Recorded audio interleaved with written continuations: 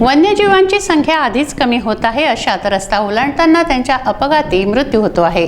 नागपूर अमरावती महामार्गावर 24 तासात 2 अपघात झाले, ज्यामध्ये 2 नीलगायींचा जागीच मृत्यू झाला।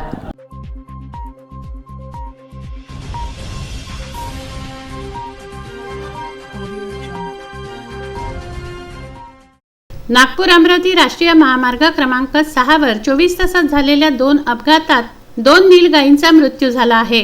पहिली घटना खापरी बोरगाव शिवारात शुक्रवारी मध्यरात्री 1 वाजता घडली।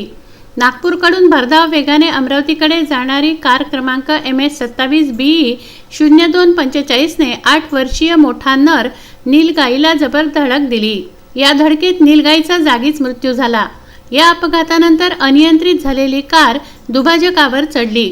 या कारच्या समोरील भागाचा चेंदामेंदा झाला। अपघातानंतर कार चालक व कारमधील प्रवासी गाडी सोडून पसार झाले। या अपघाताची माहिती कोंढाळी वन विभागाला ओरिएंटल कंपनीच्या अधिकाऱ्यांनी दिली।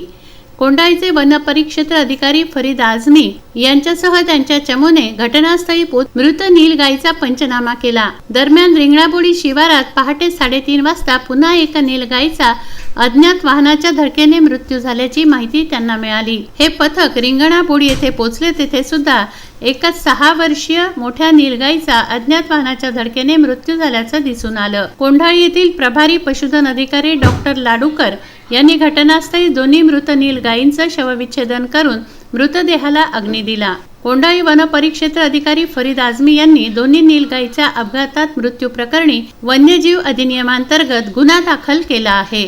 जितेंद्र उके, विदर्भ न्यूज, नागपूर।